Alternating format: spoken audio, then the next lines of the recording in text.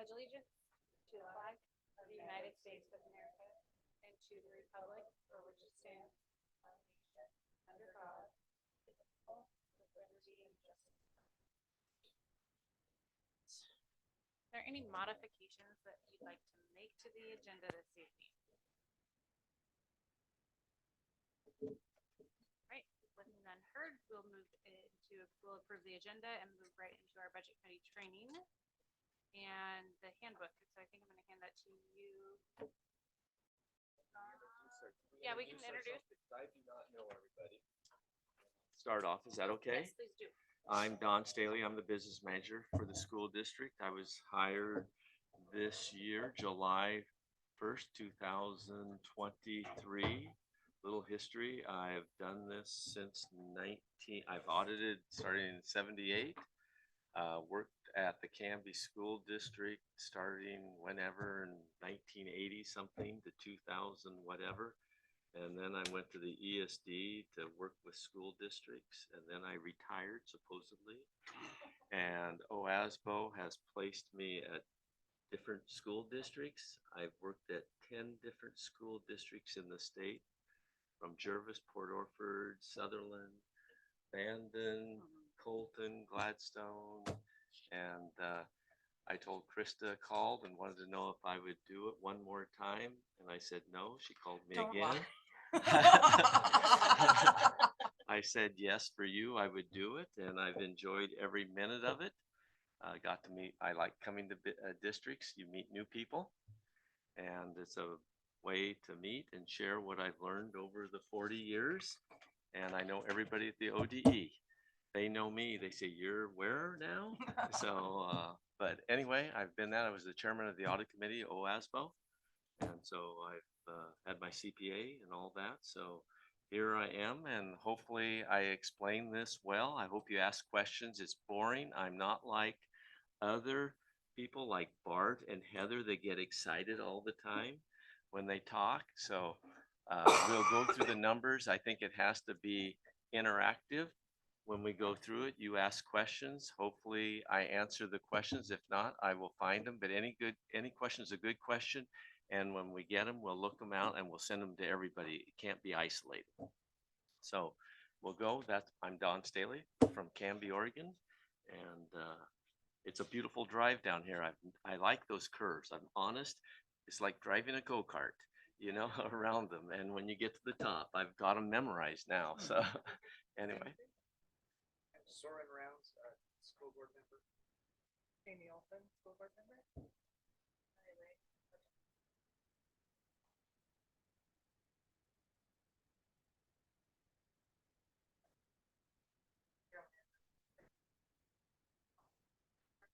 Kristen, you're out, superintendent. Very good. We'll go through the orientation. I have always been used to having an orientation before the budget meetings, which we did. But then I saw on the agenda we had another one, so we'll just go over the same material. But I'm not going to go into detail like I did on the other, because I'll do that during the budget process so everybody can hear that. But there's two things that guide the budget. Is one, it's in the back of your book, and you'll see it. I think Laura included in there is the budget committee handbook, and I'll briefly go over it. It goes through all aspects of it, from the publication to the election of the budget officer and the roles and responsibilities. If you haven't read it, you might want to go through that to learn. I'm not going to go through every detail of it because that would be boring. But at the first meeting, you're going to be electing the officers, and Ristine will be passing that on to one of the budget committee members, and Laura will be taking the minutes, and that's public information. We have publication requirements, and the book is based on certain requirements by the state, and they follow ORSs. The second thing, which we briefly discussed, was the PBAM, the Budget Program Accounting Manual. And it is the guidelines for what codes are used in the budget. And hopefully the document follows that. What I've done since I've been here is try to condense all the accounts to flow to that to make accounting easier, and also to make it. I think numbers have to be useful. You can have too many numbers and it just becomes a mess. And probably all know Bren. Bren and I have worked, and she's amazing. We've worked to make it condensed to make the accounting easier, both for the supervisors and everybody so they can follow it. And it follows that and it makes it easier for, I hope we're setting a guideline for down the road when I do leave and retire permanently, that the next person can follow and it'll make it easier for that person to do it, and both for the district. And to me, as I shared with the board, the numbers in there are to assist the board and the superintendents and the supervisors to meet the mission of the district and to make decisions. And so Laura will send out that PBAM. You can read it. It'll put you to sleep. So, but all business managers are to use that. And if you, when you go through, there's one thing what I do is when you look at the PBAM, it has bolded numbers in there, and the bolded numbers is the minimum that you have to track and report to the ODE, because what we do as business managers of the district, before the budget, you have to upload the budget into the state. That gives them the guideline. Then you have to upload the actuals after the audit, and the bold numbers are what you upload into the state. My thing, and it always has been, why do you go to the further detail behind that unless you need those numbers for some purpose? So I try to do the budget on the bold numbers unless for some reason you need electricity, garbage, which we do, but there's no purpose of having 1,000 numbers. There is no purpose unless you need it for a specific purpose. And when we write grants, Krista is excellent at writing grants. When she does that, then I put the numbers corresponding to that grant so when she can do reports to the state, so it's easier. And then I give those to Bren, and I have the descriptions to tie out to that grant. So hopefully when we go through this, everything will kind of layer into that to make life easy for you and the public and Krista and everybody. But other than that, I will be going in detail on the budget to help everybody understand, and want to be very transparent on that, how we developed it. That's all I have. Any questions?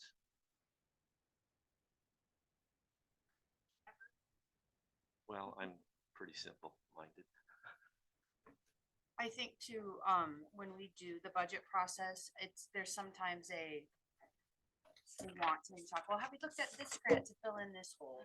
That's not what this budget process is about. It's to look at our budget and see, you guys ask, and please ask every single question, because we want you guys to have that understanding. The grant piece comes in for those pieces that's more of that operational piece, which then will come in through my staff, looking at different grants. But the major grants you'll see in here would be things like the student investment account. Those are the grants we'll talk about, the High School Success Act, comprehensive school. We'll go through all of Yeah, them. so those are the grants we'll talk about. But if we say, well, have you thought about going out to this Let's Tribe? That's not part of this process. So One thing I want to go over is, could you go to the budget manual for the committee from OASBO and go to page 5? I think that's very important, so everybody understands the process. We're right at the beginning where we appoint the budget officer, and we've prepared the budget and we've published, and it's been put on the web. We have to publish and then we put on the web so the patrons all see it. And then after this meeting, Laura will put it on the web again. You are the budget committee that meets, and this is where you will be approving, whenever we get done, you'll approve the budget, make a resolution. We will then have a publish, I'll have to do a financial statement and publish it in the paper and put it on the web again. And we will have a hearing. And the hearing is hearing patrons' comments. After that, then the board can modify or they can adopt the budget. And the end result, which is life or death, is to make sure we get that into the assessor and into the ODE to levy the taxes. Some districts have missed that guideline and missed the publications, and they could be out of luck. So that's one thing business managers make, they take everything to the assessor themselves. They want to make sure they get I want to make sure I get a certified thing that I got it back from them. And so that's the end result, that they make sure you levy your taxes, which is a permanent rate for the general fund. But for the debt service, it's based on your assessed value and the estimate, and we will be going over that during the budget process. So this is the whole process right here, and you can hold as many meetings as you want in between. We have them scheduled, but hopefully I can answer all your questions and we can get through 2 or 3 and go from there.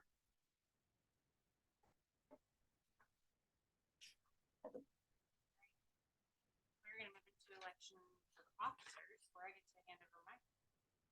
Okay. So I will hear nominations for a chair and vice chair if you so wish. And that has to come from the budget committee. Yeah, sorry.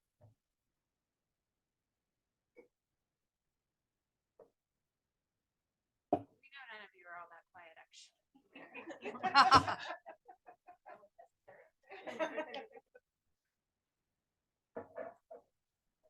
So you want I need you guys to nominate a chair, yes, and a vice chair if you so wish, but a chair is required.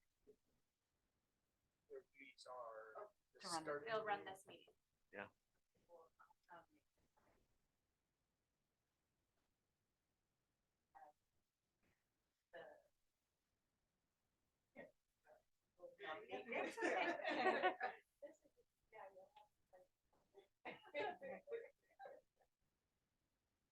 All right. Okay.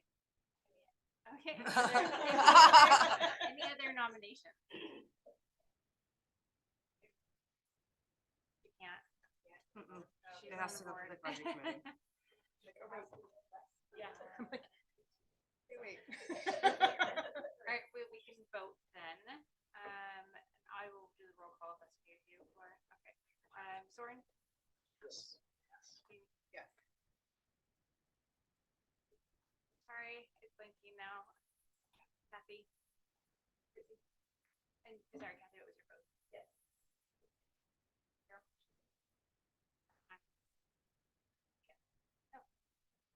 Hand it to you now.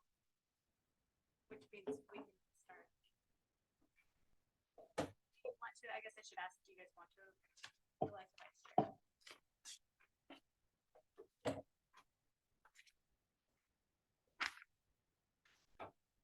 So I have the agenda in front of me.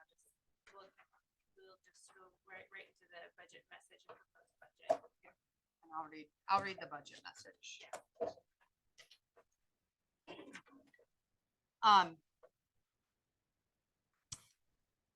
I'm presenting this budget message in uncertain financial times in the Oregon education system for the LC School District.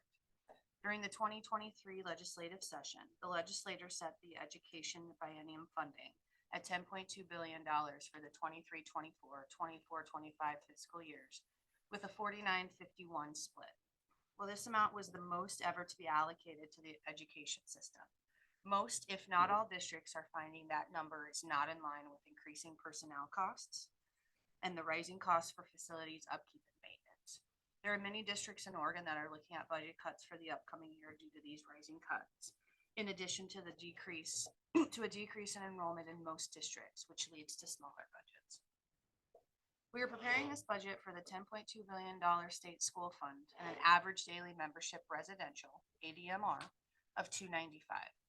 In addition to the state school fund dollars, the district will also receive money in the special revenue areas of early literacy, high school success, comprehensive support and improvement, early indicator and intervention system, and student investment account.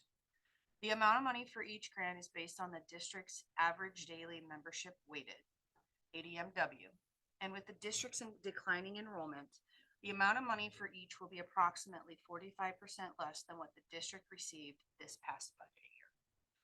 The 2021 bond levy, or bond debt, sorry, it's been a long day, levy for the 2024-25 fiscal year is estimated at 0.9484 per $1,000 assessed value of property, compared to 0.9380 per $1,000 assessed value for the 23-24 fiscal year. During the creation of this budget, Dawn Staley, the district's business manager, and I met with each administrator and supervisor to do an in-depth analysis of their programs. Each was asked to present a proposal to cut at least 10% of their assigned budgets and to review all purchases and costs to see if those items or services were necessary or could be reduced or eliminated altogether. This budget includes not only money from SSF, so the state school fund, and the above mentioned special revenues, but also the bond with the awesome grant matching money, which must be completed by 12/31/24. ESSER $3, which we spent on the completion of the HVAC, completed by 9/30/24. Small rural school achievement, a new federal program to support student achievement in the amount of $40,000.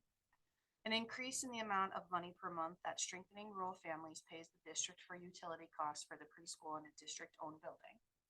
Transportation services only to Willamette Leadership Academy, so WLA, for the 24-25 school year, which includes the purchasing of 2 new buses at no cost to the district. Approximately $123,000 transfer from the general fund to the food service program to cover costs. A pre-employment transition service program, so pre-ETS, which is formerly known as Youth Transition Program, YTP, through Lynn Benton Lincoln, ESD, contract through the Oregon Department of Human Services of approximately $45,000, and an unemployment reserve fund of approximately $184,000 to cover any unemployment claims received by the district. And we'll talk about that more. I didn't say that, sorry. Oh, it is. No, it's Lynn Benton Lincoln. Oh. Yeah. There's so LBL. many L's around here. I know it's LBL. Yeah. Presented in this packet is a balanced budget for the 24-25 school year. The district will fund all existing positions, honoring all employee contracts and programs at the current level. This budget includes a contingency amount of $120,000 and a beginning cash balance of $6 million, with the district using $1.2 to $1.3 million out of that cash balance. The use of cash is necessary to maintain staff and programs at the current service level.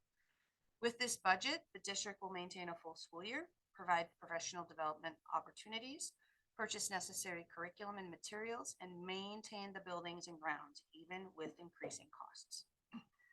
As the district's ADMW has been declining over the prior 3 years, the state school support formula has funded the district on the prior year's ADMW, which has allowed ASD to increase its cash reserve. While it may look like the district has a huge reserve for the upcoming year, district's enrollment is now flat, and the use of cash reserves need to be planned and protected as much as we can for the future. As most districts in Oregon will have to do, we must find ways to cut costs so that we are living within our budget. This will allow us to ensure the continuation of quality services and programs for the district in the future. Even in the face of this, our district will continue to work towards being resourceful and using our funds wisely so that we can continue to provide our students with a comprehensive education that will prepare them to be productive global citizens.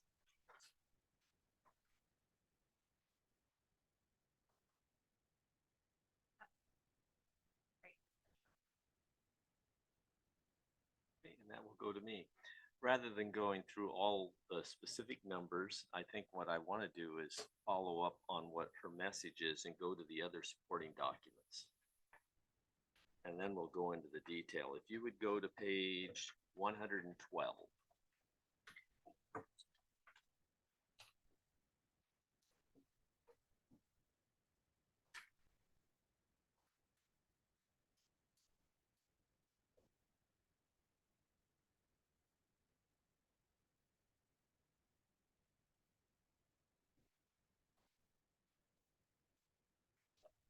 as I said earlier, the budget has to be in a certain format. And so the other documents support what's up front. You've had this in the budget before, but I wanted to give it again. I think it's good information, and what Krista said in the message was that the district has been funded on the prior ADMW, and we'll go over that in a couple sheets. As you'll notice, in 21-22, the district was funded at 934. That's when they had a lot of online. And it's been declining. And each year, the state reimburses the school district on the higher of the current ADMW or the prior year's ADMW. So when you were at 934, you were getting funded in 21-22 on that. In 22-23, you were also funded on the 934. That is where the reserve was made, because you really only had 469 students. So you were getting double funded compared to all the other school districts in the state. Then it went down to 276 for this year, and we were funded on 469. And now that's where we're projecting we're getting flat and hopefully growth in the online program and in our current students. But what I've showing here is what the brick and mortar is for 23-24 and 24-25, and comparing those numbers right there. What we're doing is budgeting the learning at home online at 105 students next year, and the brick and mortar at 190. So that's going to be 295 students. The state will be reimbursing us on that amount. And if you know how the system works, they reimburse you, and then in January, based on the second quarter ADM, they will adjust based on what numbers that are submitted to the state. And they figure a formula compared to prior years, and I show there what the reduction has been before for this year. They will take that and they will reduce and recalculate everybody. And then they will give you a new estimate. Now, estimates are coming out every 2 weeks. And I keep checking them and say, Krista, don't worry, they're the same. Don't worry, Krista, they're the same. But so they're going to start funding us now on 24-25, starting in July 15. 22, 23, 24 will not be finalized until our audit's done until May of next year. We haven't even got the final for 22, 23 yet. So some districts, I always adjust and I say, please open it up. These are my numbers. I don't want to be surprised. Some districts have done it in the past where they keep it high so they get the money early. Others do it low, but the state always finds out and they want to adjust it. That's how districts used to do it in the old days. They wanted the money up front, invest it, and make it. So they fine-tuned it on that, and most districts want to be accurate. They don't want a startler at the end. And so that's where these numbers are, and they're going to drive our funding both for this year and next year and what we're projecting. If you go to the next sheet, and there's a lot of small numbers, I apologize, but I wanted to give you a history of where Krista mentioned in the message, and it's over the far 10.2 billion, and it's split between those 2 years. Now that's the state funding, but also part of that funding is your property taxes, your common school fund, and those other state controlled dollars. We in ALC get common school. Every school district gets common school, and that's based on timber on state lands. There's timber on federal lands and there's timber on state lands, and we get it on the state lands. Also, you have your property taxes. Every district is levied, and so those dollars are maintained by the school district. And when they do the formula, they will subtract out because we all get a base on a per student amount and then they subtract out. It's like a prepayment. And so they do a formula and I'll go through that. You'll see all the items that they reduce out, they put reserves in because they don't want to be startled. And then when they get all these figures in, they'll take that reserve out. So hopefully we'll get more money. Because the state doesn't like they'd rather give money than take it back. You'll see all the various areas that have been approved by House bills or Senate bills that they dedicate money to. And you'll see down there the allocation for 24, 25 and 23, 24. You'll have the ESDs get 4.5% and school districts get 95.5%. Then from the districts, they subtract your high cost disabilities. As there any students that cost over 30,000, they get reimbursed above that based on a percentage, the dollars in there, not 100%. It's based on what people turned in. And then you have your facility grant, which we had before. And then they have the other things there, the what's that NQTL? I don't know, I was gonna ask. Oh, I do. It's a quality such and such. Anyway, teacher learning, something like that. But then you have your transportation, and that is right now, ALSE is projected to be in the 90% tile. Now, how they do, they take the top 10% of the districts on a cost per student. That is high.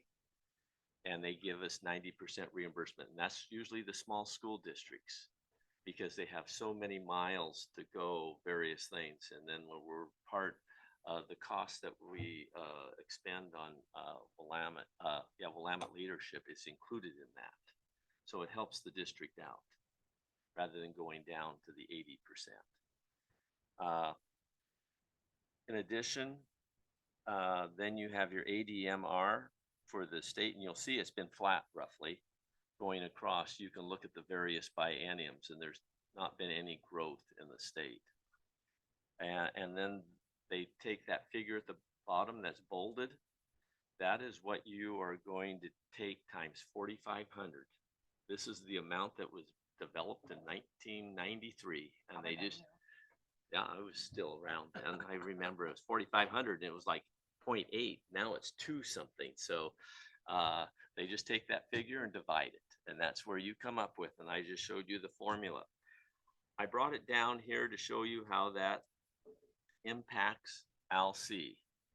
And what you need to see is those numbers going across where the prior year's ADM versus the current, and then you're funded on the higher of those numbers. And you'll notice in 21, 22 and 22, 23, you're funded on 1120 ADMW. Well, we're going down to 395.11, and that's a big drop. So you have to adjust your budget to meet that, because it's not like the pharmaceutical business where you just say, this is what I want. This is what we have, and it's a difference. And so this is where we're at, and the formula goes down. What I showing in here is how we're computing the budget with the depreciation. Krista mentioned earlier that WLA does not cost us anything because the buses, we buy them, but they pay for them. And it's over a 10-year lease. They pay, so it's not going to cost us anything, because the ODE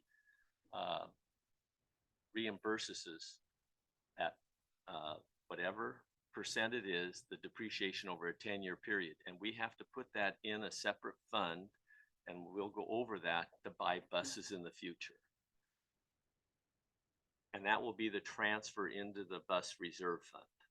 Okay. Then you'll notice what we're estimating on total transportation, and then it comes down, you get 90% of that for 24, 25. And then we have our total revenue of 5 million that we're projecting compared to the 6.8. And then they subtract out what we're estimating on taxes and common school, and you'll see this is what they make payments to us on, and they do it starting in July. They give us our first payment so we can meet payroll, and then the last one will be in May. And so we watch this very closely. Okay, hopefully that answers how the state formula works. I just gave you, for your information, you can look at these, they just support, so you can see what we get.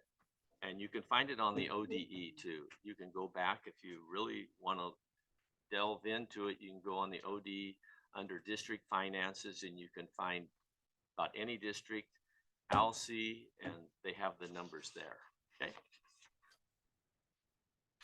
And I'm not going to go over those. Those are showing the 24, 25. I wanted to give that to you for information. What I did, what I always do, and I think it's a global picture before we go into the audit itself, is to give you where we were, what our budget is, what we're estimating, how we're getting those dollars, and what we're looking at 24, 25, and then making assumptions for 25, 26. Too often, and I'm working with the district right now, they look at just the year and they don't know what's going to happen the next year. And she's pretty nervous right now because I was telling Krista, because they're only looking at 1 year, but if they're using all their cash, what are they going to do the next year? That's like if you spend all your savings in 1 year and you're relying on that savings, what are you going to do the second year? And so I believe it's the board and the superintendent, how are you going to use your cash reserves? And what is the minimum amount that you want? Because I have been where we've been in $1 million deficit and had to do a rebudget in the middle of the year. And that was the worst experience in my life. So this is giving you a projection and how you're going to plan to use this, and this budget is doing that. It's maintaining programs. So you'll notice going down, and what I've done on the assumptions is I have no idea what they're going to do the next biennium, but I'm taking a 3% increase. It could be 4, whatever, and using the same ADMW. You have to make assumptions. On the payroll, we're looking at current staff and making an assumption of what the increases will be with steps and our sub costs and all that. You're making assumptions all the way through. And then on the purchase services and that, using a 4% increase on it. And just showing what you would use the second year and what we're using this year in the budget to maintain the general fund. Okay.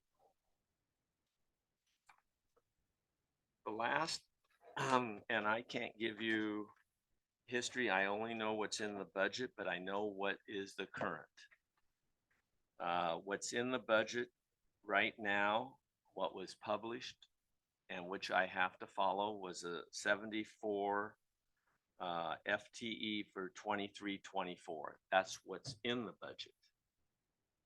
However, what we are budgeting and for 24-25 and what is the actual FTE is the 56.74.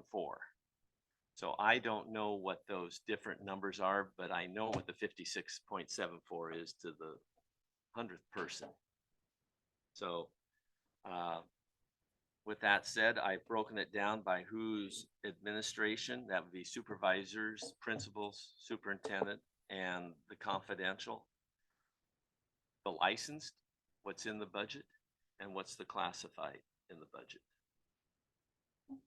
By program and by general fund. So you can see that. And one of the things that we're going to go over when we do the special revenues is the FTEs have changed because we're only getting funded at 55% of the SIA. So it's moving staff back into the general fund. Okay. Just really quick, good question on this. Why is that? Why is it not accurate? It's the numbers that were in there. It was budgeted and adopted. That was prior to Yeah, reduction in force, yes? it No, could. That was with reduction in force. Yeah. All I know is one thing I've noticed in there, and I wasn't going to go into major because, you know, you could kill yourself trying to figure it out, is a lot of FTE numbers were put on stipends. Stipends aren't an FTE. An FTE means full-time equivalent. I am an employee that works 183 days at 8 hours a day. That's a full-time instructional assistant, or 173, whatever it is. If I work 6 hours for 173, I'm a 0.75 FTE. Stipends have nothing to do with FTE because that is additional pay. And so when you talk about an administrator, it's just somebody that works half-time, 2 days a week out of 4. That would be a 0.5 FTE. And that's what this is a true FTE here. So I wouldn't waste any energy on that. It's a number. But this is what we're looking at to maintain programs. What is the current staffing right now? And what we're looking at for budgeting for this year and next year, and what I'm using is my projections for the next year. Because that's every one of the staff members. The critical thing to take away here is if somebody in the community asks about that figure, Yeah. that is our actual current, and we are not reducing. We are not reducing. That's what I want to make sure. We are not reducing any staff in this budget and any hours whatsoever. And we're honoring the contracts. Loud and clear. It's very clear. Yeah. And just for your information, and Roxy and I do payroll, and I know every staff member's here. I don't want them yelling at me. They're all here. Okay, Perfect. very good. That's an overview, which I think leads to the budget, and we'll just go through it briefly. I don't want to delve. I want to show you the sheets that I think mean a lot. If I was in your seat, what I would look at as you study it. You have the calendar. Go to page 2. I want to go over that real quick.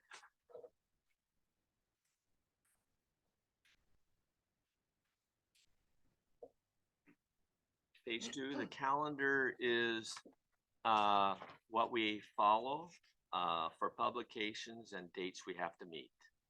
And it's a guideline. Every school, the board adopts this, and we have to follow it. We present it to the board annually, and then we follow it to make sure, and it's part of the budget document. It's a requirement. We've gone through the message, what I, Sorry, just really quick. On the Friday, April 26th, there's like a formatting issue, so we're halfway through that sentence, you'll see the Tuesday, May 20th. Yes, so I was wondering that too. what's that? So if you look where it says Friday, April 26th. Yeah. And then it says Tuesday, May 21st, budget committee. So the Oh, next budget committee will is- be Tuesday, May 21st. Right. Yeah. So don't come in 3 days. That is not Laura, that is a Don Staley formatting, because I was trying to put it in I put it in landscape and I copied and I didn't hit enter to bring it over again. Sorry. Perfectly fine. I just didn't No, want us to show up on no, the wrong day. that's Or not show excellent. up at all. That is what Yeah. these things are for. I don't take it I do not take things You get personal. intro probably would appear on the second page. Yeah, I probably did that and wanted to blame Laura. No. Can I ask another question before we dive No, go into ahead. numbers? Does this proposed budget incorporate any projected COLAs through negotiations?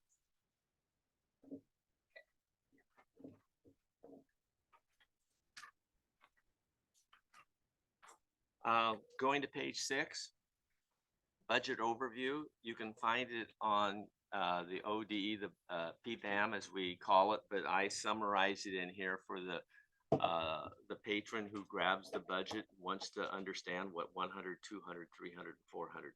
And one thing, by budget law, you have to adopt on the major fund and the major functions. You don't adopt on each line item. Because that would be a nightmare having to monitor things that way. So these are the major funds that we have in the budget. 500's not there. That's internals. No, that is, what is 500? Capital projects. No, 400, 500. I don't even know. I don't even use it. The capital outlay, I was, yeah.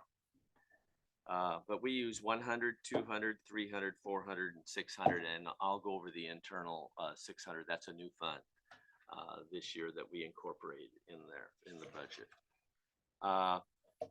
You also have to adopt based on the major functions.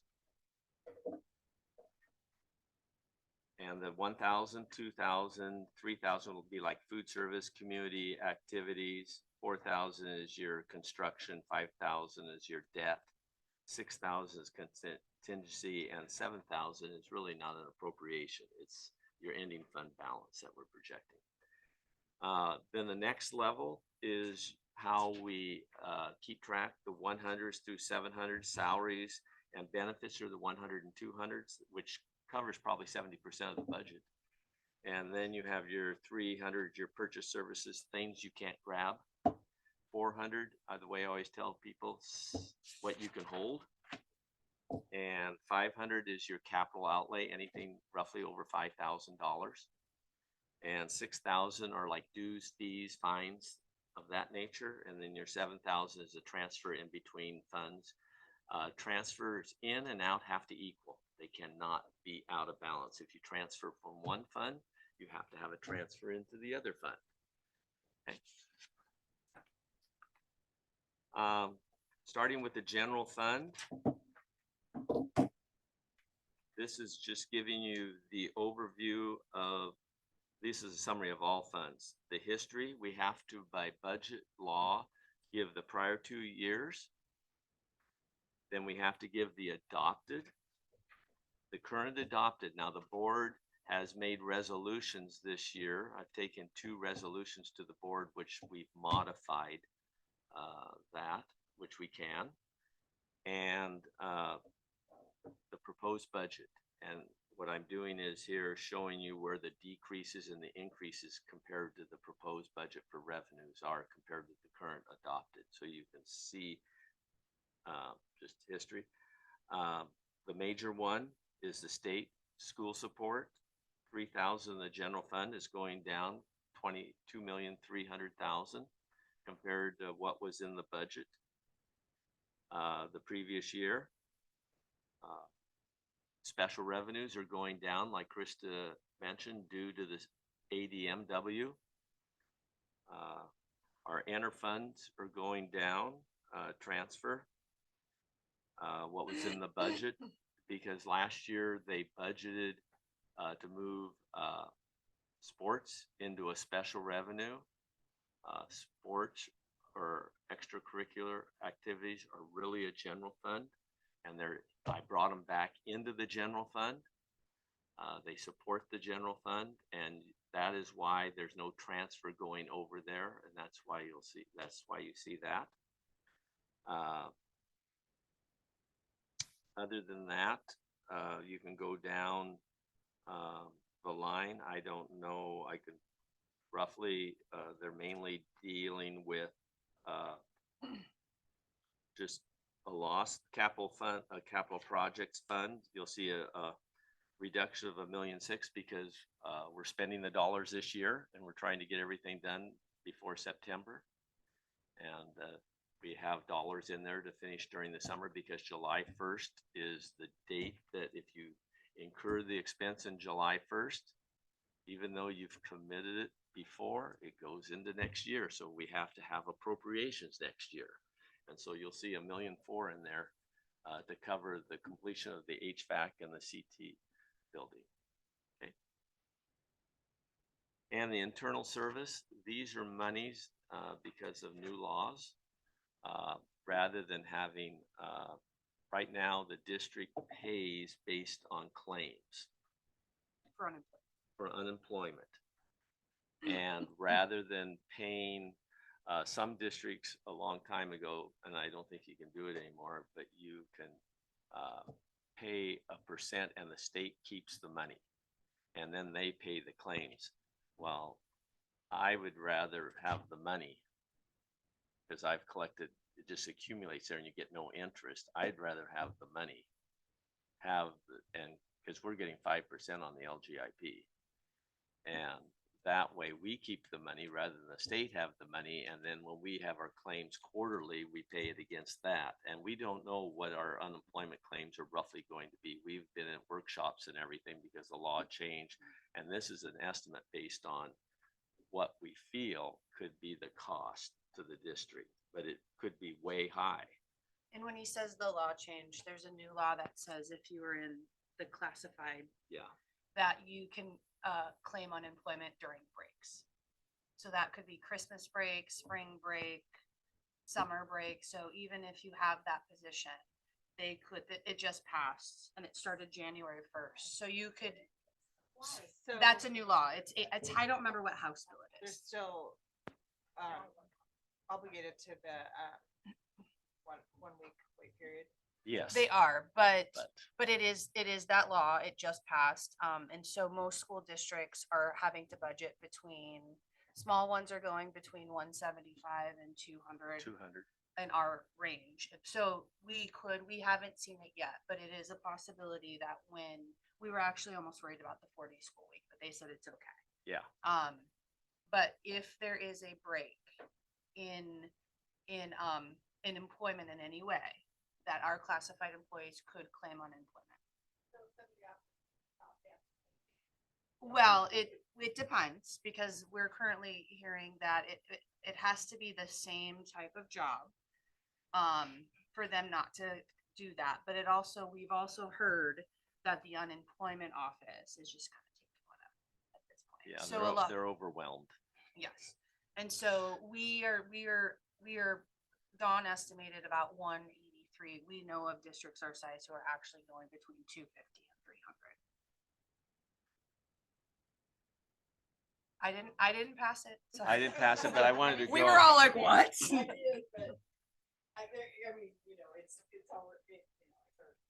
Yeah.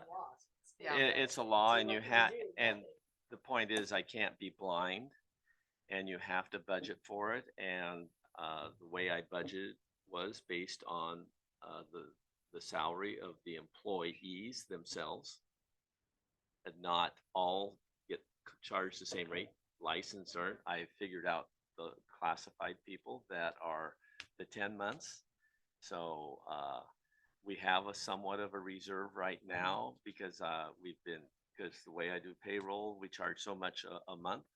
And hopefully that reserve will carry over to next year. And because during the reduction last year, we were getting $40,000 bills every quarter, which for unemployment. So, and we still have some coming in. I don't know these people, but the bills come in and I say, Roxy, who are these? And, and so the bills have been roughly 40 to 50,000 a quarter. And when employers hope, people don't pay attention. Yes. So like, as a normal business person who has employees, have to pay, to unemployment, but schools No, are, we can pay in. You can make the election to pay in, but the state has the money. If you looked at yours, you have down there, and when I was at Port Orford, they had almost 200,000 in the reserve, and I requested 75,000 back From the state. So if you looked at it as an employer, you could find out what your balance is in there, and your rates are. You have to have a minimum to determine your rate to keep it low, and you want to keep it at a low rate, but you don't want extra dollars in there at the state. And so I've dealt with them. And so you can have a resolution, you request the dollars and they send it back to you and you put it in reserve and you make interest on it. So that's for school districts. I know that for a fact, but Alsea is not a rate paying district. They are a claim paying district. And so any claim we get, and then we get the names and how many weeks they have, 52 weeks or 43 weeks left. I look on there and we make sure we know who the people are, and it's all through, it's all on the web, because now they have Oregon Francis that you can go in and you can see the people and you can file an appeal or whatever. So I don't know if you're familiar with that, but that's how it is. Any other questions? Going I do have a question, I get, hopefully it'll be brief? really obvious. Oh. So, other people, up here in the upper right percent total budget appropriations, like elsewhere in the budget, these numbers all make sense to me, except for this upper right corner. That's just the percent of the budget, so, mathematical. It's an allocation of what, of the budget it is. I need to look at that because the 200 doesn't look right. I think, That's just no, it's a good eye. Everywhere else, I- it makes a lot of sense. Well, The 200 that's- is- yeah. Right. Yeah, I will look at that, just to make sure it's calculating right. Okay. The next one is your requirements. And like I mentioned, you only have to, you adopt a budget on the 1000s, and I have it here, the 1000, I've broken it down by function. And again, the percent change, you might go through that. I know the proposed is based on the actual, what we have right now and what we're expending. And this is just giving you a broader view of all the functions and where the changes are in the history. Also for your information, a bunch of Krista and I have gone through what people are really doing and charging them appropriately to their functions. So it might look a little different between now and then, but if, let's just say Laura does attendance, part of her is attendance. She's not all district office. Like for example, some of Elementary. mine comes out of, my salary is not completely out of the superintendent. So we had to move people around because actually we found that people weren't, the salaries were not, Well, labeled as correctly as they could be. That can explain the potential increase or decrease in those. totally, Mhm. Okay. because I have to show the adopted, Okay. Yeah. but I know the proposed is based where we're charging now and extending them. Because if, like Roxy, she does part fiscal, she's part transportation, you know, they're multiple hats and charging people according to what they're actually doing. I had a question in this one that I was concerned about under the programs for talented and gifted. Is there no legal requirements There are, similar to? where are we at? I'm spec? sorry. 1210. It went to 12.10. 0%. Zero. There is, but I'll be honest with you, we don't necessarily budget because we don't get money from the state for tag. And so really we pick it up as we go. So we might use some of the SIA funds to pay for some extraneous. So we don't have to have it budgeted. No. because- No, you have to have a plan, but you don't have to have it budgeted. Okay, And you do have to have a person and we just roll it in somewhere in our Okay. admin. because it is pretty big. Yeah. And the debt service went down because we finished paying off the building over here that they own, just so see that one. Special revenues showing, and we'll go in the special revenues in detail a little later. And debt service, I'll go over that, capital projects and the internal service.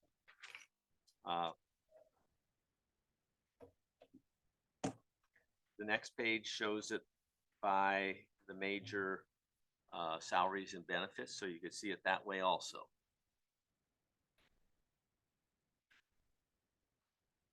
Okay. I'm not gonna go over every one of the general fund because it's, like I said, it's like a chapter. I've given you a summary. And then these will follow into the individuals where you can look at what makes up each of those areas. And the current levy is, the current taxes is based on history. What I do is look at the prior 2 years and it's limited. They can go up 3% a year. And then This isn't a time for questions. you can always ask questions.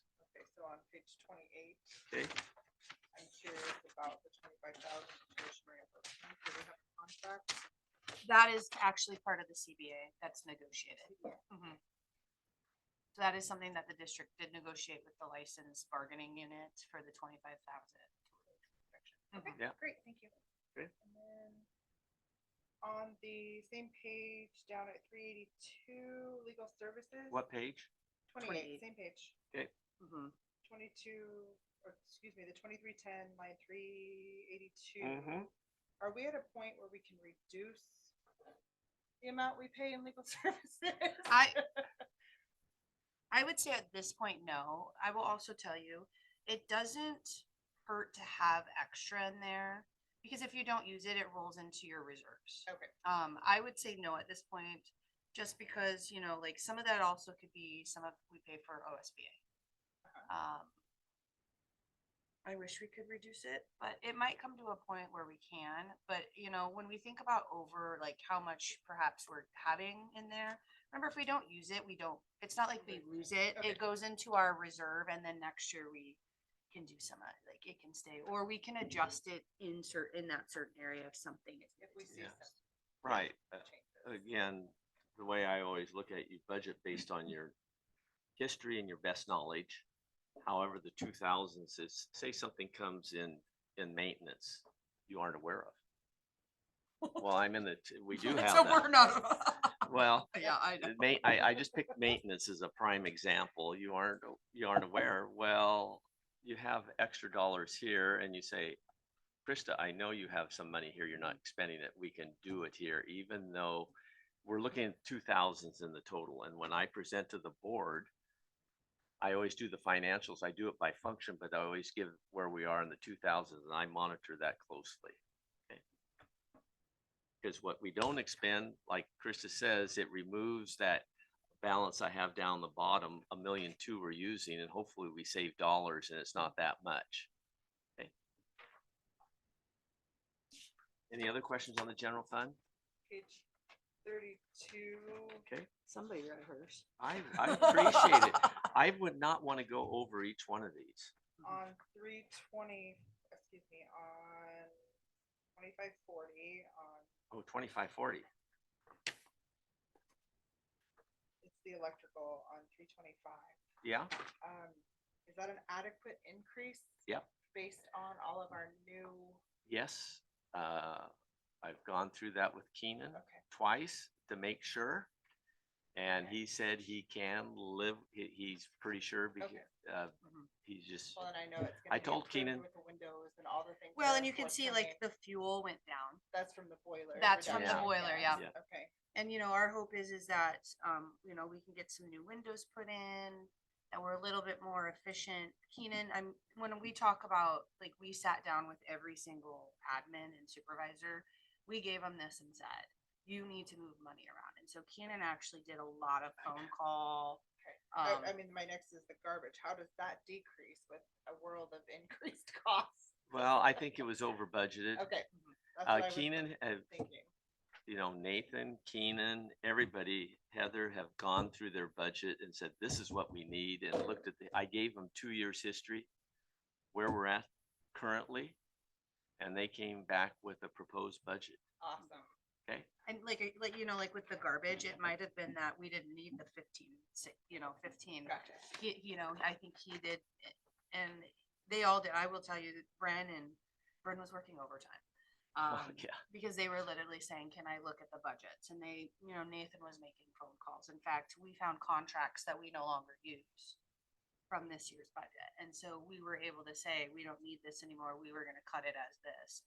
Or we would call and say, you know, to the garbage and say, what do we think your rates are going to be and things like that. So I have to give a lot of props to the supervisors and the other administrators. They spent 2 weeks really going over with fine tooth combs. Well, and thank you for giving them the opportunity that they're educated and they know Well, what impacts they do. having on the district. And it's their budget. Okay. Also, after I entered it, I sent it back to them and said, this is your last chance. Don't come to me later. So they all went through it. So. Any other question? I appreciate it. Okay.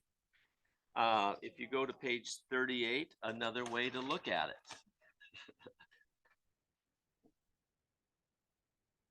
Just, you can take a look and remember, it's comparing the proposed to the adopted. Strictly. And what was in the system and what we're putting in the system. Okay.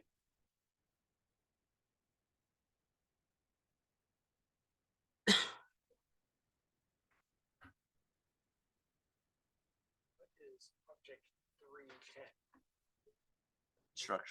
It's instructional improvement. That's like the. I'll develop it. Yeah, but yeah, uh-huh, Now we're doing. right. And that's how you have to roll it up. And you can see, if you guys look at object, I just saw this too. Okay. It's the one with the bus fuel. Yeah. That's down because remember last year we had Kings Valley Yeah, and this year we don't, so that's why that number's going down. yeah, Kings Valley was part of it, so we lost that. Roughly 418, yeah. third of the budget was part of King Valley, if you want to look at it that way. Okay. There's also, looking somewhere in there, like, FTEs and transportation, I'm assuming where the significant drop. in Well, yeah, FTEs and they didn't have that number. Yeah. They had 5 or 6 staff, but that's part of it. Yeah.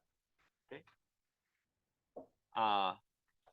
Going to page 40, to give you kind of a description, we went over this in the orientation meeting earlier in the year, but these are our grants, and I broke them down. Krista and I broke them down by category.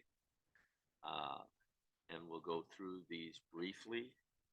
The budgets in here are based on what we've worked with the ODE and the ADMW.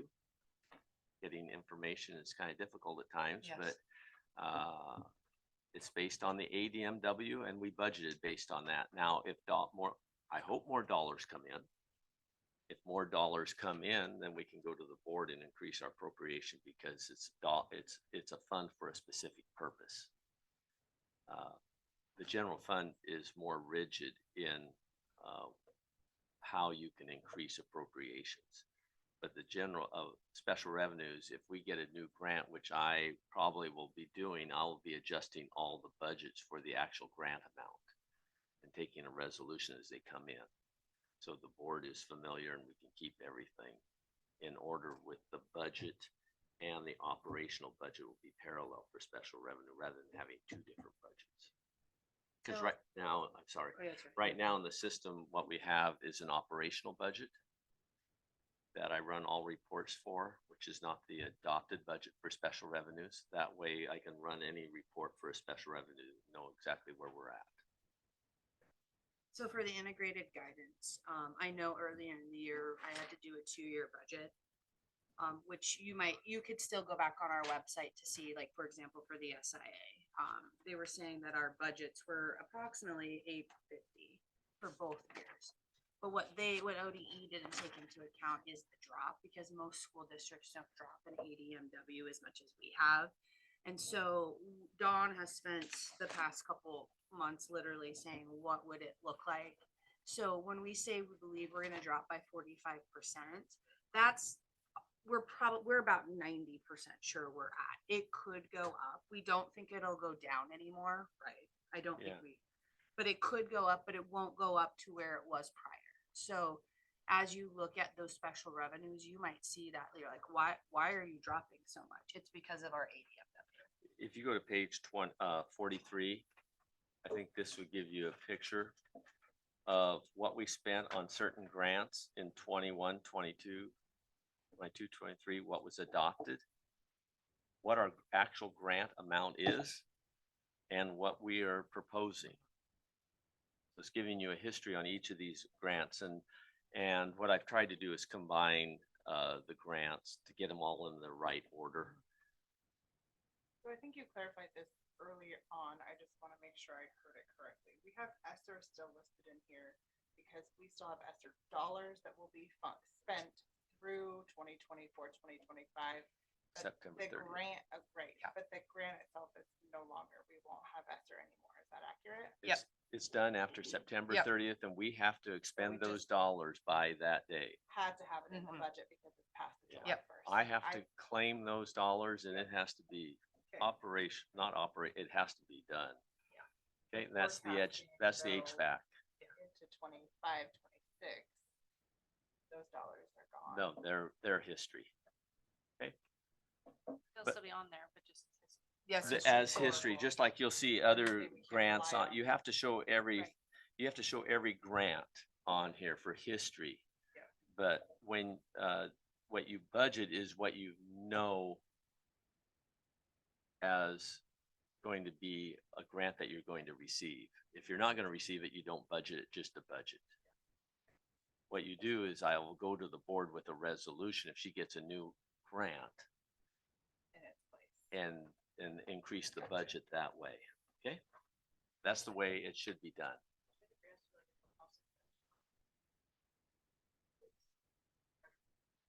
So ESSER has to be done by the 30th. That's That that's was been, COVID funds, wasn't it? yeah. Yes, But that one, we had to do an extension on Awesome, which we actually didn't think we would get it.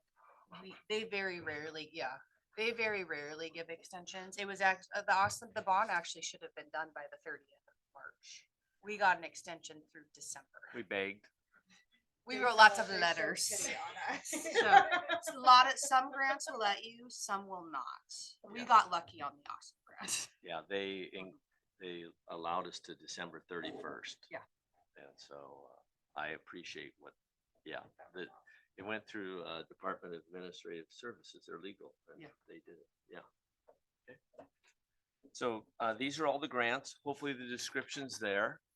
If you have any questions on any of those grants after this meeting, send an email, we'll do a summary of all the questions, and I don't want to go over each one of them.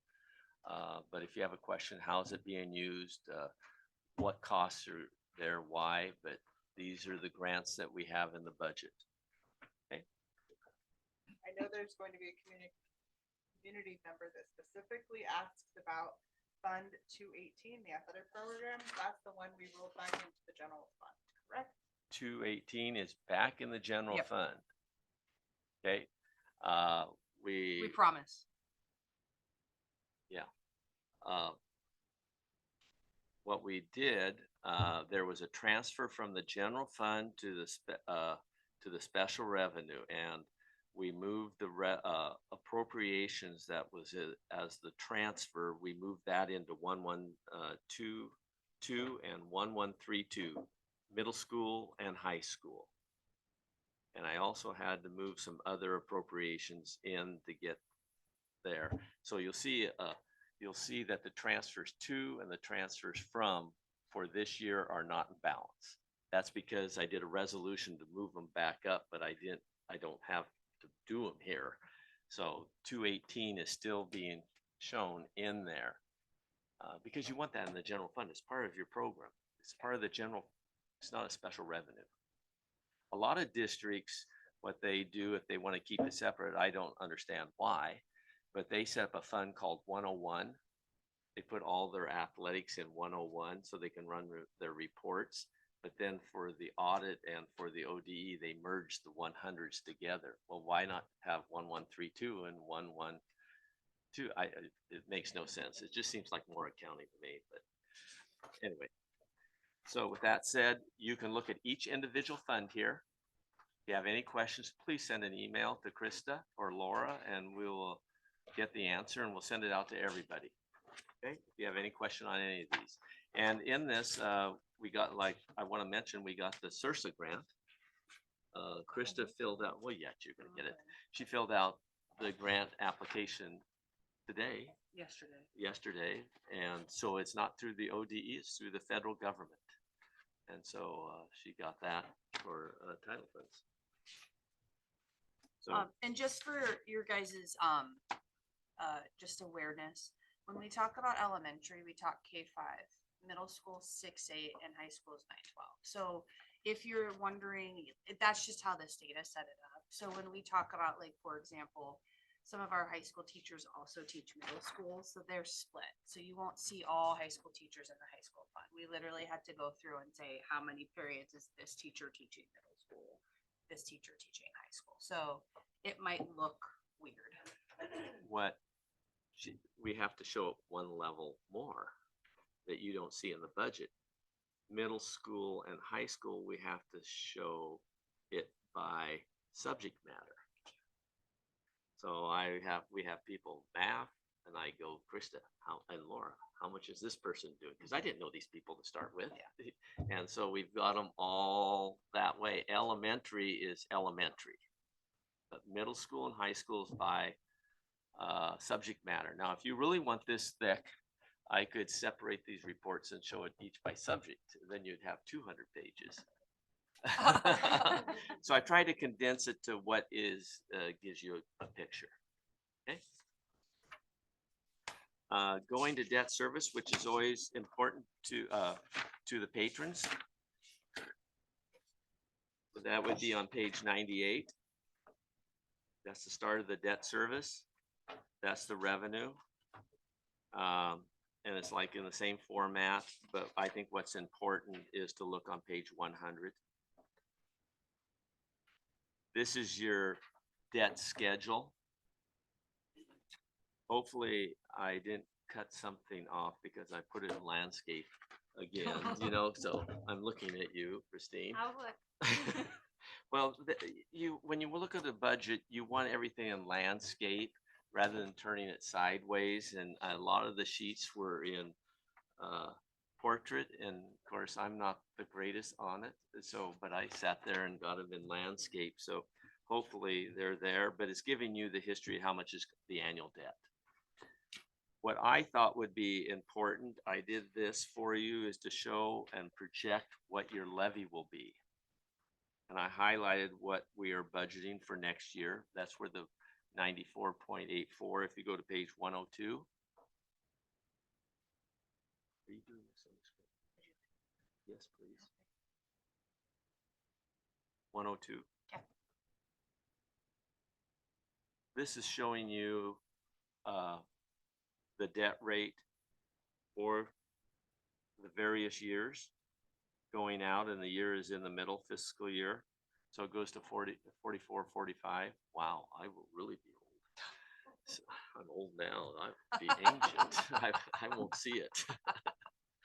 But anyway, I don't know what was communicated to the patrons, but they try to figure it out so the rate stayed flat, and they schedule the interest and the principal that way. And interest is always paid in December. Interest and principal are paid in June, and the reason they do it that way is your levies come in November and March and May. That way you have enough money to pay your interest payment in December, and then you accumulate the next 3 payments, because people pay, a lot of them pay up front, but a lot of them pay on 3 quarters or 3 3/3. So you have enough to pay that, and we're projecting, if you look at this, projecting 20,000 carryover.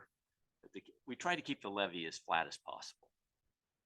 And you don't want a levy amount to go up and down, because when you look at your tax statement, whoa, look what we're paying. It was 90 cents last year, and now it's $2 this year. That's what causes problems. So we try to keep it as flat as possible. Okay. Capital projects, page 104 and 106. All this is the completion of the Awesome Grant and the bond. And we're budgeting, there's 2 parts in here.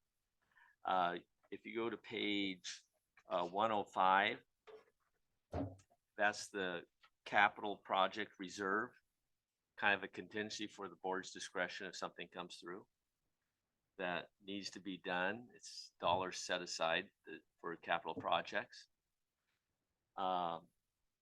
And then the 106 is your the building, the bond, finishing the construction over here, and the Awesome Grant. And it's budgeted a little high. Hopefully it's not, but I wanted to make sure we had enough appropriations in there before. I didn't want to be low on that. Because Nancy and Chris gave me an estimate that was like 1.2, but I went to 1 point, because you just don't know what's going to happen. If it was, you don't know between June and September what's going to happen. You just don't know. Right? We've been holding our breath for a couple of months while we've Yeah. been digging.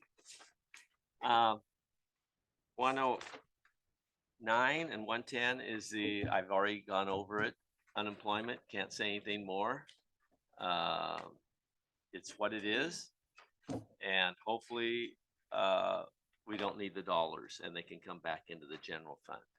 Because what I probably, my recommendation to the board and to Krista is, as we analyze this as we go through, if we don't need as much in there, we change what's being charged through payroll, because the way it works is you charge every salary through payroll and it's put into this fund.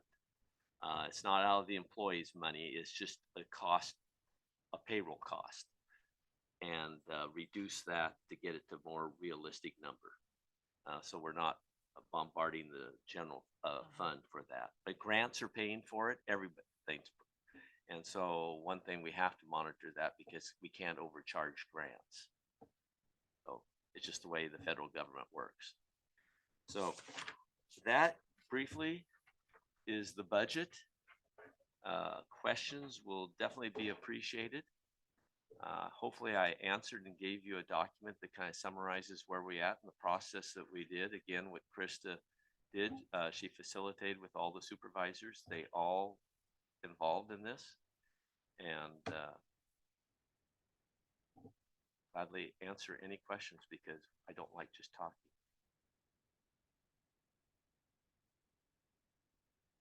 Confused everybody. The questions I wrote down, you answered already. Way to go, Don. Oh no, he caught me on one. I saw that 200%. That does not figure. I will check it. And then Christine got me on formatting. So, The 500 line funds is enterprise fund, by the way. oh, enterprise. That would be, food service used to be an enterprise fund. That's why we don't have it. Yeah, because the OD changed it, because it's not a profit loss. It is a special revenue, and food service you have to have in 299. I wanted to go over one thing. I'm sorry. 290 is the bus reserve. If you went in there, I want to go over that. So yeah, we'll go over that, because I think we need to go over 299 and 290. Those are very important. That is on page. 290 would be on 90. Let's go to 93. Is it? Yeah, 93. Bus reserve. WLA, Willamette Leadership, has requested to buy 2 buses. They are included. We are the owners of the buses, because we have to, we're just providing services to them. And so the budget contains those 2 buses. The state will be reimbursing us at 90% of the depreciation of 10 over there. So that is shown as a revenue. They will also be paying the difference. So it's no cost to the district. We get the money from the state, we get that from Willamette. And so that comes into that fund to offset that cost. So it's not our buses. Then the other buses that we do own, we get reimbursement from the state on that, on a 10-year plan. And Carmen used to do that. Now Roxy does that report to the state, and we have it all tied out, insurance and everything. So then that comes into here and it builds up our reserve, so we can buy another bus when they come down. We still have the 10%, we still have to fund some way, or we got buy a cheaper bus or something. But they only reimburses the 90% on the depreciation. Most districts are at 70%. So Our contract with WLA is whatever percentage. So if for some reason we came in at 80%, they pay the 20%. right. That's the way ours Right, Mhm. and what I'm doing is, the way that when the money comes in, I don't know if it's gonna be 80 or 90, so I show it, I don't wanna be blindsided, so I put, they pay at 90%. I put 10% as a deferred revenue and 10% as a revenue.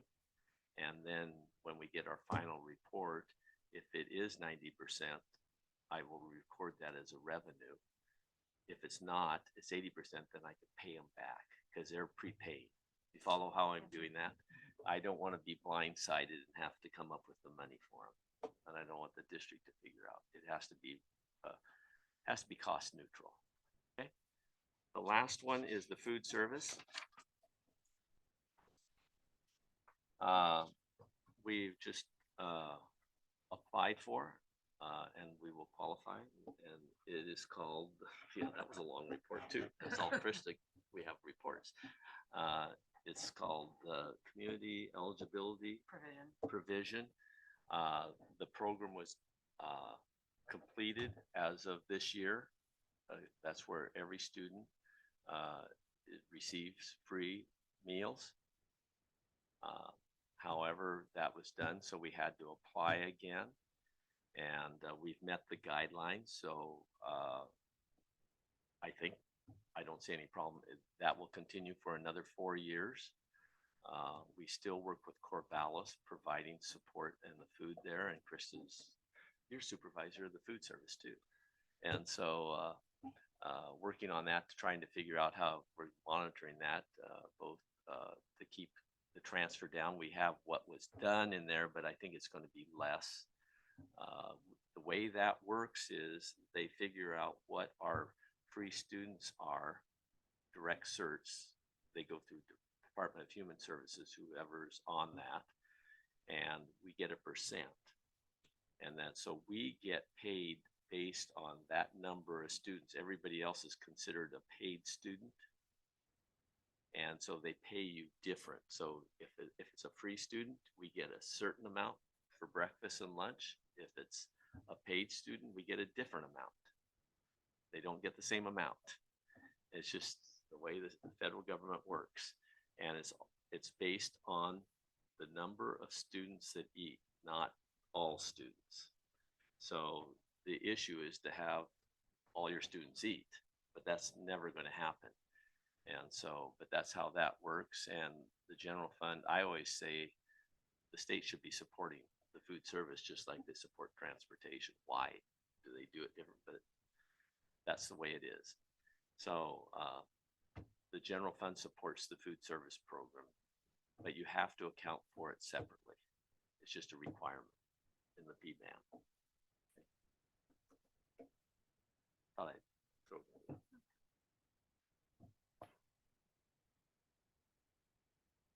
I'm done. I've talked too much. Are you sure?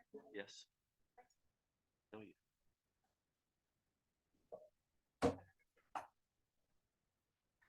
All right, so we're now at our comment section for the meeting. The chair. You get to run the meeting. You're running the meeting.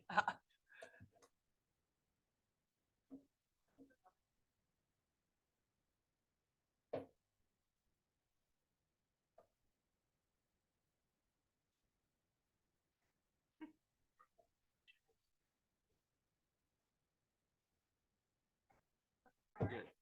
Thank you. If you do have questions, will you email me? And what I'll do is I'll compile them and then Dawn and I will go through and answer them and then we'll send it out to everybody. And that way you have questions answered before the next meeting and it might bring up more questions. But